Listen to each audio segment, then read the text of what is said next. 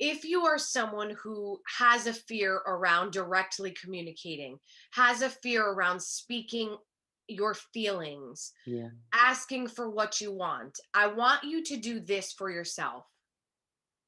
Think about what happens if you don't do it. Mm-hmm. Oftentimes, what happens is you miss opportunities, you waste time, which is the one thing in our lives that we cannot get back. You waste energy. When on the flip side, if you just face your fear imperfectly, speak up, as scary as it is, the worst that could happen is that person says no and you're back where you started. So there's no harm, no foul. And I think it's really key to ask yourself that question when you're faced with the fear. What happens if I let the fear win? Yeah. What is the cost of that?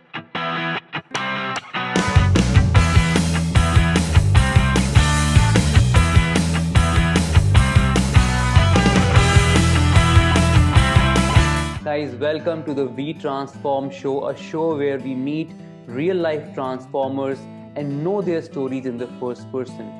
Because we believe that we all can pivot and transform in our lives, and there is no right or wrong time for the transformation. Guys, we have received a lot of love from our viewers in the last 12 episodes, and I'm delighted to bring episode 13 of our podcast to you. Today, our guest is Renee Marino, who is joining us from New Jersey, or shall I say Hollywood. Renee Marino is no one else than Mary Delgado from the film Jersey Boys, directed by Clint Eastwood. She was featured in People.com, Wants to Watch Variety, and in the Huffington Post. Renee performed and assisted in Broadway shows like West Side Story, Pretty Woman, Jersey Boys, Chaplin, and The Wonderland. She was a part of national tours like Cats and the Disney's High School Musical. She is also the creator of a workout series called Pretty Strong Women, which is featured on her Instagram account. Renee was recently the co-host of the first ever virtual World Summit created by Tony Robbins and Dean Graziosi, and she was handpicked by Tony Robbins out of 300,000 people as a winner of his comeback challenge. Renee is also a professional communication coach and soon launching her book called Becoming a Master Communicator, merging new school technology with old school simplicity. We will know more about it from Renee herself. In this episode, we had a conversation around living her childhood dream, taking courage and speaking up, getting her first break in Hollywood, taking imperfect action, and power of authentic communication in both business and personal life. So watch the full episode to get it all. Ladies and gentlemen, please welcome Renee Marino to the show. Renee, welcome to the show. Thank you. I'm so happy to be here. So happy. Wow, I'm so happy, Renee. In fact, when I sent you the invite around more than a month back, I was not sure that you will have any time to come to my show, and I'm so delighted that you have really joined today. Thank you so much for making time for my show today, Renee. You are so welcome. Like I said to you before we started recording, I'm usually in bed at this time. So I must think you're special to be hopping on this interview with you, even when I'd usually be in bed. It's so worth Wow. it. And I'm so happy to be here.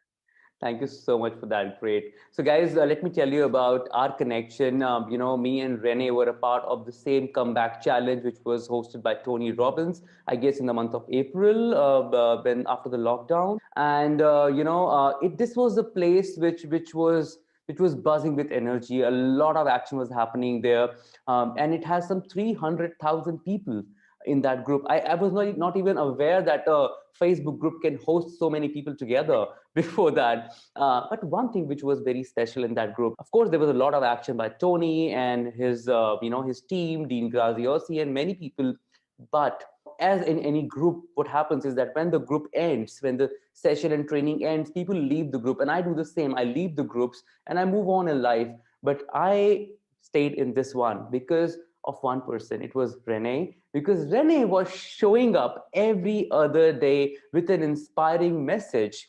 And even more than Tony himself, Tony and KK all stopped doing contributions to the group after some time. But Renee, she was there, right there, even after winning the whole show. She was showing up every other day, giving an inspirational message. And I can't afford to leave that group, because I was seeing you and I was taking inspiration from you, Renee. So, Oh, that means so much to me. I'm gonna cry. oh my God, oh no. That's so special. And Renee, sometimes we don't realize the actions we do, we mean a lot to a lot of people. And your influence is on, I don't know, thousands or more than 1,000 million people as well. But that's a lot of good karma which you are doing, Renee. So Oh, let's get started. And there's a lot to know from you. Of course, we'll talk about Hollywood. But before that, I really want to start with the Renee's, who was the kid. I want to know your story, how it started. Tell me how your story started, Renee. yes, I was born in New Jersey, so I'm back here in New Jersey where I grew up, and I was dancing since I was 5 years old. Dance Wow. was always my first love. And from there, I started doing community theater. And right when I got on the stage, I had the bug. I was like, this is what I love. This is what I want to do with my life. And I worked so hard training, dance lessons, voice lessons, acting lessons. I was in high school doing the high school musicals, then getting dropped off at dance class, then doing my homework and getting Wow. straight A's, really working as hard as I could because I knew that my dream was to perform on Broadway. And when it was time for college, I'll never forget one of my mentors saying to me, well, Renee, you really should have something to fall back on. The performing field is really unstable. You have to have a plan B. And I said, no, I'm going to do it. And Wow. I decided to major in musical theater at a wonderful school, Wagner College. Mm-hmm. And it was some of the best years of my life. I learned so much. And right from the last semester of Mm-hmm. schooling, I began auditioning in New York City. And the day after my college graduation, I was on a plane to Biloxi, Mississippi to perform as the lead singer in a casino show called Heat Whoa. Wave. Wow. I was 21 years old and I was like, this is it. I made it. Like, I made it. I'm on billboards on the interstate highway. This is it. This is what I've been dreaming about. And it was just so amazing and so fulfilling for me to Mm. be doing this incredible job. My family got to come out and see me. And I called my mom the first time I received a paycheck. Okay. And I was standing on the balcony in my hotel room and I said, Mom, do you see why I do this? I just got paid to do what I love. And for me, it was like this beautiful, special moment where I was like, wow, I could get paid to do my hobby. Like, I've done it for free my whole life because I love it so much. Yeah. So that really propelled me into my career. And from there, I was a substitute teacher at my old high school while I was pursuing being on Broadway. Mm-hmm. And my first really professional musical theater job was the 25th anniversary tour of Cats, the musical.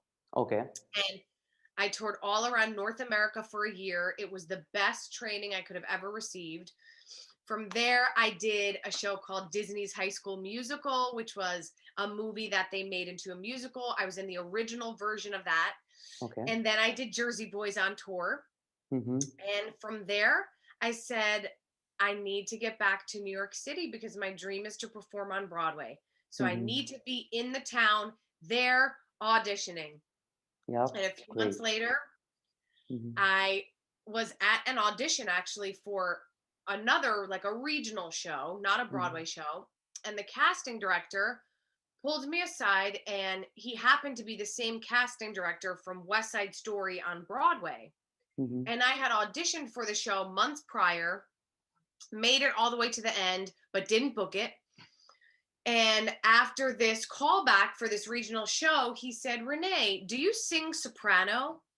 Okay. And I'm thinking, that's weird. Why is he asking me that? And I was like, yeah.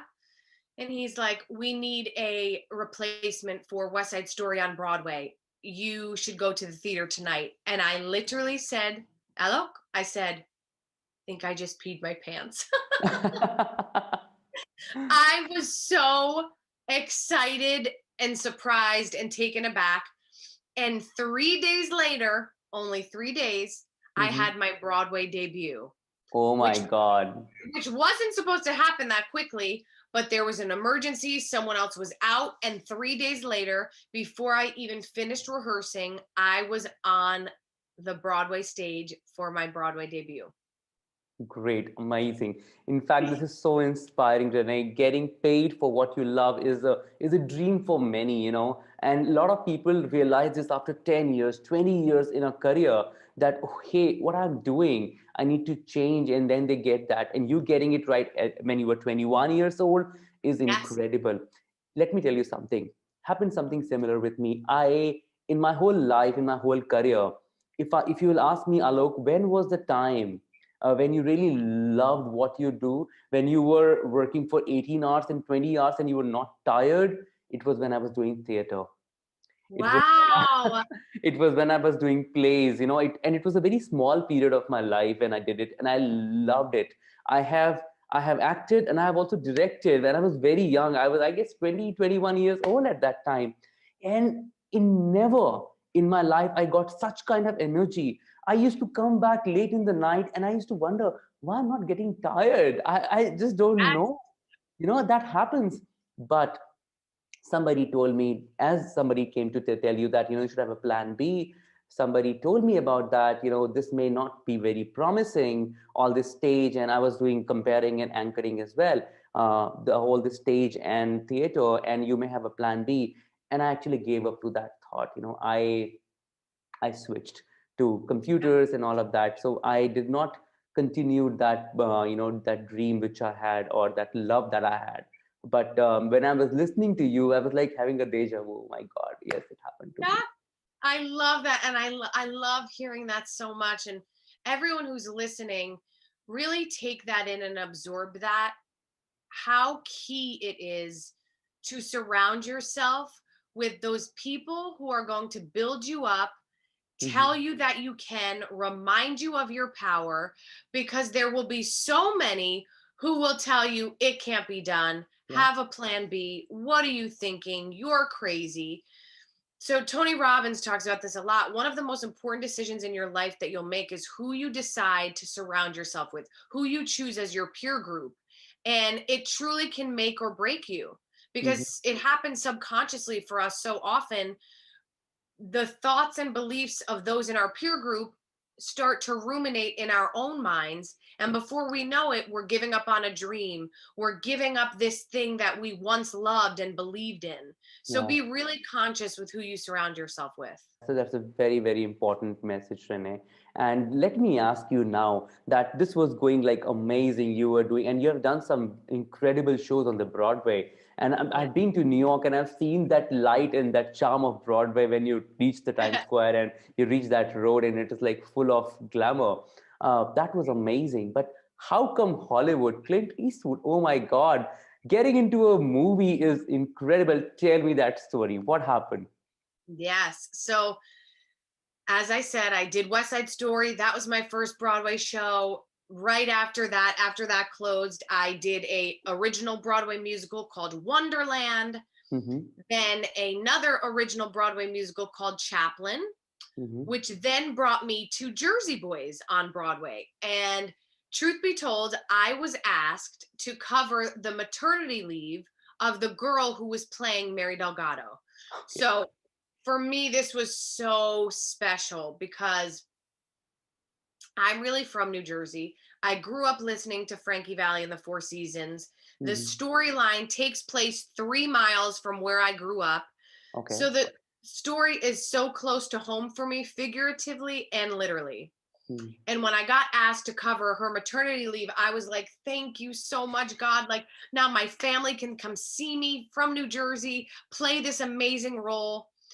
And as I was doing the show, it was the summer of 2013. I was just having the time of my life. So grateful, 8 shows a week.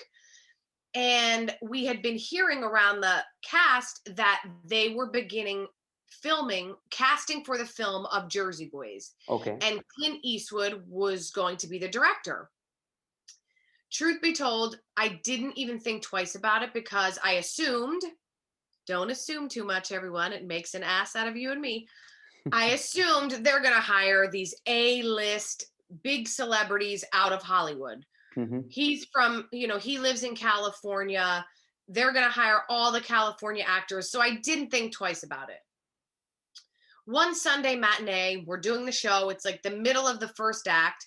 And one of my cast members says, Clint Eastwood's in the audience. And I was like, oh. And even still, I was like, that's cool, but I didn't think too much of it. Mm-hmm. Do the show. It goes great. And that was it. We met him afterwards. We took a group photo. It was great. Mm-hmm. A few weeks later, they started calling cast members in from our show to audition. Now, at this point, I was like, okay, I'd love to be in the movie, even if I'm just a person sitting in a chair in a scene. It would be so cool to be a part of this film. I mean, I'm doing the Broadway show, right? Yeah. So I call my agent and I say, listen, if we can get me an appointment, that would be great. She goes, I'm on it. Mm-hmm. A week later, they put out a breakdown for the role of Mary Delgado. So that means they're seeking the role that I'm currently playing on Broadway. Okay. Now I'm really like, okay, hold the phone. Call my agent back. I'm like, okay, they put out a breakdown for Mary Delgado. We have to get me into audition for Mary. My agent's like, I'm on it. Slowly but surely, other girls from the cast are going in. They're auditioning for Mary Delgado. I'm still not getting an appointment. And at this point, I'm like, how am I not getting an appointment? Like, I'm playing the role at the highest level possible on Broadway, but I'm not getting an appointment. What's going on? Yeah, My seriously. agent calls me and she's like, Renee, I don't know what the problem is. They just won't give you an appointment, but they'll give you an appointment for one of the angels. And the angels sing My Boyfriend's Back. And at this point, I definitely had a moment where I was just like, what is going on here? If I can't get an audition for the role that I'm playing, what is wrong? So I let myself feel my feelings for about a half an hour. And then I said, that's it. What am I going to do? I did my best. I'm still going to go in and I'm going to audition for one of the angels. I go into the audition that day and I'm speaking with the casting director, who's so wonderful, Jeffrey McClatt. And he's telling me how he loved the show so much. He saw it the night before. I'm telling him how I'm really from New Jersey. And then he says, would you like to sing the song or read the scene first? And this is where I took a moment, and it was like my quiet voice of my soul was speaking through me. And I looked at him and I said, Jeff, I have to be honest with you. I was really hoping to come in and read for the role of Mary Delgado. Okay. And he looks at me and he's like, I was just thinking the same thing. And I'm like, awesome, amazing. And he's like, okay, great. Would you like to come back another day to do the Mary scenes? And I said, nope. I'm not going. Yeah. I'm not leaving this building until I do this darn audition. Yeah, of course. So I sing the song, My Boyfriend's Back. I do the scene for the angels. And then he gives me about 20 minutes in the hallway. And I go through the scenes. I come back into the audition room. Him and I do the scenes. It goes great. And I leave there that day feeling completely filled with gratitude. Because for me, what was most important was that I just had the opportunity. Yeah. I didn't think, I was going to get the role. Mm-hmm. For me, it was really about having the chance to audition for a role that I was playing at the moment they were casting for the film. So I go back to my 8 shows a week, feeling great, not even thinking about it. And about 2 or 3 weeks later, I'm at my childhood home in New Jersey, down the street from where Jersey Boys takes place. Okay. About to leave for my brother's wedding, when my agent calls me And she goes, "You're Mary Delgado in the movie. Oh, Clint wow. Eastwood loved you." And I was like, "Ah!" And I start screaming. I run out of my childhood bedroom. My mom's there, my dad, my 90-year-old grandmother. And I'm hysterically crying. My mom's like, "What's wrong?" I'm like, "I'm going to be in a movie." And my grandmother's like, "I've been praying for this for years." Oh my God. Oh, lovely. So it was this beautiful moment that I can still feel when I talk about it. It was so surreal. Fast forward about 3, 4 weeks, I am on the film set for the first time. Never did a film before, never have been on a film set before, but I had to trust and know that I knew what I was doing. Yes. And I walk in the first day, Clint Eastwood comes right up to me and he's like, "I went around to all the different casts, but nobody was in your class. And then you came in and put yourself on tape, and it was the icing on the cake." And I was just Poetic. holding back tears, right? I'm like, Yeah. this is insane. Every day that we would film, he and I would eat lunch together, and I would pick his brain like a sponge. "Clint, how did you start acting? Clint, what does this shot mean? Clint, what do you feel about this? Clint, what about this? What about that?" And I just soaked up every moment of the experience. He became a mentor to me.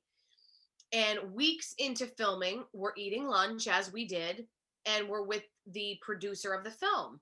They happened to start talking about how Clint knew that he wanted me for the role when he saw me play the role on Broadway. Amazing. Okay. And I turn to them and I say, "Do you want to hear a funny story? I couldn't even get an appointment to audition." And they both look at me and they go, "Wait, what do you mean? We requested you." And I said, "The only reason I auditioned for Mary Delgado is because I opened up my big mouth in the room and said that I would like to audition." And they're like taken aback because apparently Clint told them from the beginning, "I want to see the girl from Broadway." So, look, this story is so good because for me, it's confirmation that communication is so important, and the Yes. ability to speak up for yourself in a loving and clear way will make or break you sometimes. True. And if I didn't open up my mouth and speak in that room that day, I could have missed a once in a lifetime opportunity, because what we came to find out is there was just a middleman casting associate that was filming casting a few different films at once and just dropped the ball. Oh my God. So someone else's mistake, miscommunication, could have cost me one of the best experiences of my life. Of But course. because I communicated honestly and directly, I gained that opportunity for myself. I love sharing this because it's such an important lesson for all of us to remember, that communication and authentically and directly communicating with one another is so important to our Yes. professional lives and to our personal lives. So that is how it happened. It was one of the most incredible experiences of my life. And from there, I lived in LA Mm-hmm. for almost 4 years. I Okay. did a TV show. I wrote my own one woman show, which was incredible. And then my husband and I got to the point where we were like, we're ready to move back to the East Coast. And right when I moved back, I auditioned for Pretty Woman, the musical on Broadway. Okay. And I did the final workshop of the show and then moved to Broadway with the cast. Wow, incredible. I think there's so much to learn from this, Renee. In this whole thing about speaking up and asking those questions is so important. And all those who are listening will relate to it, that there may be so many moments in our life which we regret later, where we could have asked, we could have spoken, we could have said that, and there is no harm. We sometimes just get scared by this whole fear of failure, which does not even exist. It does not even, you had nothing to lose by asking that question. You were anyways getting audition for one role, something there, but you just spoke up, and it made all the difference. So guys, I think learning, this is a great learning, Renee, from this experience of yours. I want to add to that and just tell everyone who's listening, if you are someone who has a fear around directly communicating, has a fear around speaking your feelings, Yeah. asking for what you want, I want you to do this for yourself. Think about what happens if you don't do it. Mm-hmm. Oftentimes, what happens is you miss opportunities, you waste time, which is the one thing in our lives that we cannot get back. You waste energy. When on the flip side, if you just face your fear imperfectly, speak up, as scary as it is, the worst that could happen is that person says no, and you're back where you started. So there's no harm, no foul. And I think it's really key to ask yourself that question when you're faced with the fear. What happens if I let the fear win? Yeah. What is the cost of that? And the cost for me, if I didn't speak up that day, I would have been kicking myself. If that film came out and I knew that I was playing that role and I didn't even get the chance to audition, oh, that would have broken my heart. Yes. Because for me, it's just about the opportunity. And I believe that most of us feel that way. Yeah. But a lot of times the fear is so intense that we let the fear hold us back. So I gently nudge you and hopefully inspire you to take that action. It's always going to be scary. It wasn't just easy for me to do that, but I knew that if I didn't do it, it would be Mhm. really hard to move forward if I True. didn't challenge myself. Wow, incredible. And as you use the word imperfect, Tony says take imperfect action. In fact, my whole show started quite imperfectly. There was there was no plan. I just knew that I have to do it, and then just started with one of the friends who had an incredible story to share. And today I'm on 12th and 13th episode of the same show. It's been for some weeks. You talk about taking imperfect action, and I really want to know from you, what does it mean when it comes to terms the imperfect action, and how does it help? I love that question so much because most of my life I have lived as a perfectionist. And for anyone else out there who has lived that way, you understand the struggle. One of Yes. them.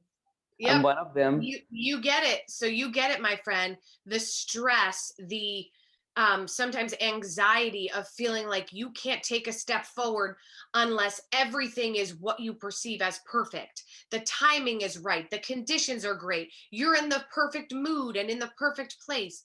That never happens. Life is not perfect. And all that does, that perfectionist mentality, is keep you held back.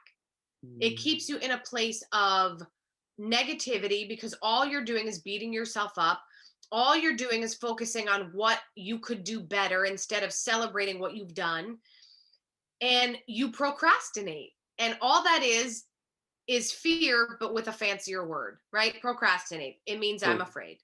Yeah. So, imperfect action to me is taking action even while you're afraid, even when you're not 100% ready. And what happens is the more you train yourself to take action imperfectly, slowly but surely, you develop this confidence by proving to yourself that you can do it in spite of the fear. You can do it even though everything isn't perceived as the ideal conditions. And the more you do that, the more confidence you gain, and then the more chances you take. And before you know it, you're in the place that you dreamed of being 6 months prior. Yes. True. In fact, let me tell you something, Renee, and you would relate to this. When a lot of people, when we went through the comeback challenge for those 6 days, had this resolution that we will show up and we will share our thoughts and all. And you were one of them who was doing it. And I also was one of them who wanted to do it. And I did it. I did 3 live sessions. And post that, it just same thing happened. It is, I had this feeling that, okay, maybe the one thing which I'm going to share is not unique, The one thing I'm going to share may be not important for others. And it is I don't know when these limiting beliefs hold you back, but they stop you from doing things which you really want to do. And that slows down everything which you have been planning. So taking imperfect action is something which is incredibly powerful. I've seen you coming out from a run and then speaking up on the on a live, and that's like incredible. And you're in sweat and with your cap and you're speaking your heart out. Oh my God, there's so much to learn from you. I guess that is what we need to do. We have to show up in that way, and that really makes all the difference. Renee, I have one question. Whenever Yes. I see you on a Facebook live in the group, you bring so much energy. You keep buzzing with energy. What inspires you? Where do you get this from? I really want to know this. I believe that that energy comes from my love of life, my love of service. I love people so much, which makes sense. I performed for, my what 20 or some odd years. I love connecting with people. That's what lights me up. So anytime that I know I'm going live, I know that that means I'm connecting with someone or many people. And honestly, I don't know. It's like just a spark within me that gets so happy, so excited, because I have an understanding that even if it's one person you touch the life of, Wow. oh my goodness, the domino effect that that can have is so powerful. And ever since I was a little girl, truly, I just had such a love of helping and giving and listening to other people's stories. So for me, going live in the groups was so exciting. Even like I said, if my hair was a mess and I'm sweating, to me, that's real and that's Yeah. real life. And nothing is better than when someone shows up authentically, True. because especially now, we're in this day and age of social media and the virtual world and technology and filters on our photos and highlight reels. So it becomes very easy to get caught up in this, going back to what we just talked about, this perfection where Yep. you look perfect and be perfect and speak perfect and act perfect. And I don't know about you, but I just want to see someone real. Like, I just want to see someone truly authentic, even if they have mascara running down their face or they mess up their words. That Right. to me is so much better than all of these perfectly filtered photos and videos. That True. is not real life. And I'm all about getting to the core of what's real. Wow, that's incredible. That's amazing, Rani. And I really feel that no matter how many things are holding you back, if you just push a little bit forward and you show up, then it makes all the difference. Showing up is so much important. But you know what, Rani, we all have those limiting beliefs. We all have those small little voices in our head which really stop us. Sometimes we have to do that struggle and fight to win that battle. What has been your biggest limiting belief, or that little voice which has really held you back and you have to fight your way forward? Oh, that darn voice. Ugh. On a daily basis, I talk to her. Funny enough, Okay. I just named her Matilda. Ugh, Matilda. Okay. Matilda. Hmm. Because she's just wretched. My biggest limiting belief is that, like most of us, I'm just not good enough. And if I don't work myself to the bone, this was a long-standing limiting belief that I'm getting much better at. But if I don't Hmm. work myself to the bone, to the point of exhaustion, then I'm not working hard enough. And if I am not the hardest worker, then what am I good for? Then what am I Hmm. doing? And that's a common, very common limiting belief for many people. I mean, I'm not good enough. All of us feel like that at one place or another. And going back again to doing live videos and connecting with people through the Facebook groups, that actually helps me. Hmm. When I'm in my own head and Matilda's acting up, it really helps to go in and serve others and to get out of my own head and to step away from the chaos that's in my brain Wow. and try to help someone else. I love that so much. And that's been a really great tool for me to kind of step outside of that negativity, that voice that just keeps going and going and does not shut up and just talks all day long. A really great antidote to that is to help someone else, to think about someone else so you're not enveloped in In your own your, world. yes, very true. And that is so helpful. In fact, it's good to give it a name. You call it Matilda. Yes, let's address that devil inside us, that Yes. let's talk to that person. So Renee, the transition which I see in you now is you moving to coaching and you becoming a authentic communication coach out of every other possibility in the world which you had. Why communication? I have always been obsessed with good communication. I even wrote a song back in 2008 called Why Can't You Just Communicate? Open your mouth and say what you need to say.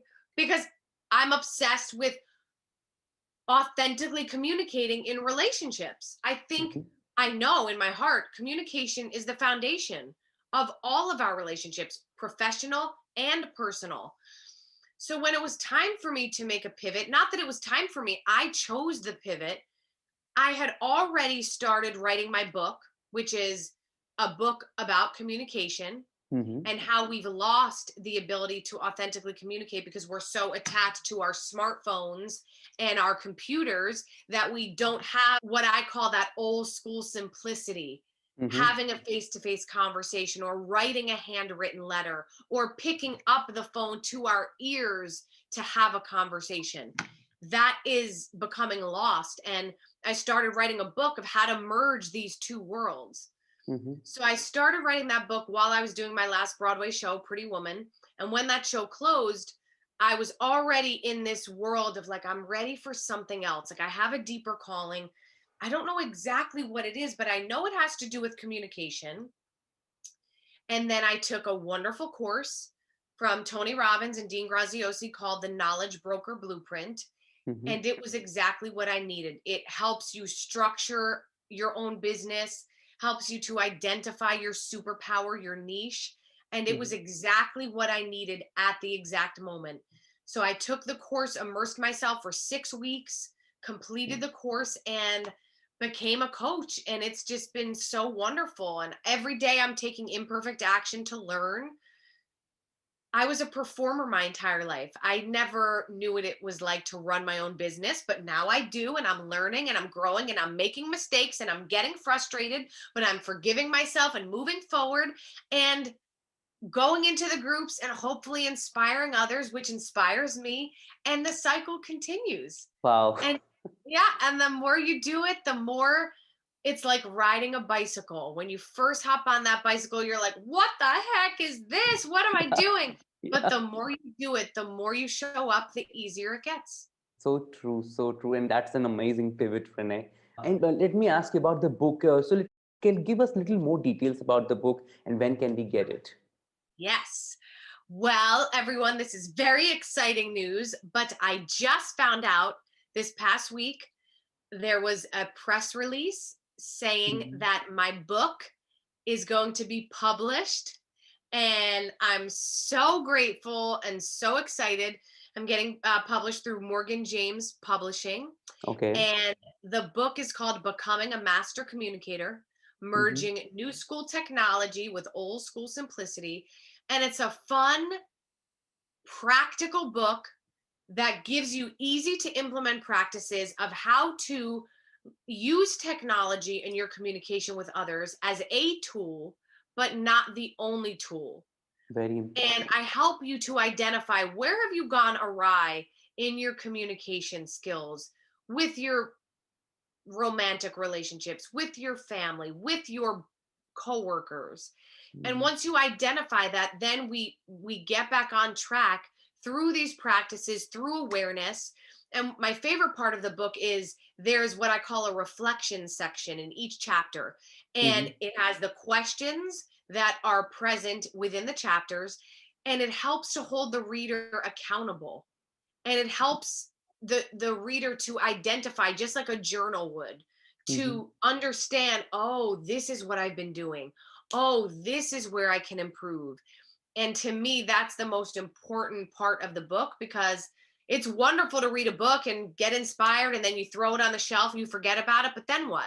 Yeah. This book, and the way I envision it, is it can be that book that you read over and over again. You carry it with you as that reminder to get you back on track, to get you back in alignment. I have so many books like that. I'm a big Gabby Bernstein fan, Jen Sincero, Eckhart Tolle, all of these beautiful authors and spiritual leaders that I carry their books with me wherever I go, because I know that once I read the nuggets of wisdom, it's like I'm checked back in and I'm ready to go. Exactly. And there are books like that. So I see some books are stories which you listen to them and you love them, and you can kind of store them in the almirah. But then there's some books which are like toolkits which you can use again and again and again. And I'm happy that you're making a toolkit like this. I'm going to definitely order a copy and read it. And this is a lot to learn. You spoke about that whole communication thing about relationships, and now this is new for me. I know a lot of coaches who are in communication, but it is all centered around corporate communication or business communication. But what you're talking about is a very different thing, because in relationships, which I know many, and I'm thankfully in a very good relationship right now. And I know communication really plays a lot of role, but a lot of couples I know personally, the communication is limited to the daily chores, basic things of life, and nothing beyond it. So it's very, very important. How do you see this? Why this whole communication piece is important in a relationship, Renee? Oh, I just feel so passionate about it. Like I have chills as we're talking about it, because I know in my heart and my soul that once people become aware of how critical communication is to their relationships, their whole lives will change. Yes. Because here's the deal. Hmm. Communication to a relationship is like oxygen to life. Like without it, it dies. Um, that there's a very similar quote that someone said that basically that states that Hmm. just like a house needs to be built on a strong foundation so it's sturdy and you can build upon it, that's what communication is to our relationships, whether we're aware of it or not. So hopefully with my book, it can help bring awareness to those people who don't look at this as a priority in their relationships. Hmm. See, using my husband and I as an example, when we first started dating and I knew that, it was starting to go somewhere, the first time we decided to make it official, I had a conversation with him that night to let him know that communication and being upfront and honest with each other is a deal breaker for me. So if that's something you're not comfortable with, I have to know now, because for me, that's everything. Yeah. And that night set us off on the right foot, because till this day, we're married 6.5 years. That's our greatest tool. Just before, I hopped on the podcast, we were laughing. We were talking about like so many funny things. And we both looked at each other and we're like, this is so fun when we're just being ourselves and laughing. The two of us have been working so hard. So we, Yeah. again, just like I'm talking about, a lot of my work is done through the computer. And so I'm on my phone a lot. And we both were just like, this is a priority. Yep. And we checked back in with each other. And it was just such a beautiful shift. And that's what's possible for all of us when we make that a priority. Yeah. And not just personal relationships, but again, going back to my story with the film, I allowed myself to have this once in a lifetime opportunity because of communication. Yeah. Yeah. Literally, because I communicated directly and honestly, I gained an opportunity. Because if I didn't speak up in that room that day, guess what? Some other girl could have walked in that looked just like me, acted even better than me, and she would have booked the role. All the while, I would have never known that Clint Eastwood wanted me for the role all along. True. But because I communicated, I was able to I mean, change the course of my life in a beautifully positive way. Yes. So I want everyone to understand that communication is everything. It's everything, because even if you're in a challenge with a loved one, or if you're having some issues at work with your boss, the way that you fix that is by communicating. True. Because once you communicate directly and you listen, listening being one of the key components of communicating, and you listen and you hear the other person and you can have a back and forth understanding, that can change and transform the situation in a matter of moments. Yes, yes, that's incredible. That's so important. And I really wanted you to share this because a lot of people will be taking a lot of help and benefit from this. And of course, they would be so tempted to get hands on your book as well. So Yes. Renee, that's amazing. You know, so much to learn from you. Now, if somebody really wants to reach you and take your help, how can we find you? Yes, if you are looking for help in this area of communicating, especially right now, I want to bring to all of your attention. As you all know, we are in this virtual world right now. Mm-hmm. This is where we're at. We are communicating with each other more through a screen now than ever before. Yes. And for all of us being in a pandemic, this has propelled us into the virtual world, which, truth be told, this is the new normal. This is where the world is going and where the world is staying. So if we are not able to bring our real, authentic selves to the camera, we are doing ourselves a disservice. True. So the course that I teach right now, which is so fun, so beneficial, is called How to Be Yourself on Camera. Okay. And it's a must. It's a skill that we all must learn right now, because if you're a new entrepreneur, this is how you are gaining clients. This is how you're sharing your message. If you are someone who lives really far away from your family and this is your only way of reaching out, you have to be able to bring your real self to the camera. Yes. So this is something hugely important. And that information is on my website, reneemarino.com. You can also find me on Instagram at Renee Marino Official. Okay. On Facebook, I am at Renee Marino Master Communicators. Okay. And I would love for you to reach out. I have coaching packages, 1 month packages, 3 month packages. And my clients who are utilizing those packages are just improving so quickly, because just like all of us, they need the accountability. And Yes. we are creatures of habit. It's great when we learn something and invest in a course for 5 minutes, but if we're not keeping up with it, it easily goes awry. Yes, it's true. So, and I would definitely share all these links in the notes section below. Definitely. So, Renee, thank you so much for finding this time to come on this show. Today, the WeTransform show must be very happy because we have got somebody from Hollywood joining us here. But the last thing before I say goodbye to you is I can't let you go without that incredible song that you sing after every live you do. And I know you're an amazing singer and a dancer. So let's do that song and bring this to an end. All right. So, my friends, for those of you who don't know what we're talking about, Tony Robbins has these amazing incantations. For example, every day in every way, I am getting stronger and stronger. Myself being a singer, I explained in the group in the comeback challenge that I sing the incantations. So as I'm running or working out, I sing the incantations. So hopefully you all sing with me. And this is how it goes. Here we go. And 5, 6, 7, 8.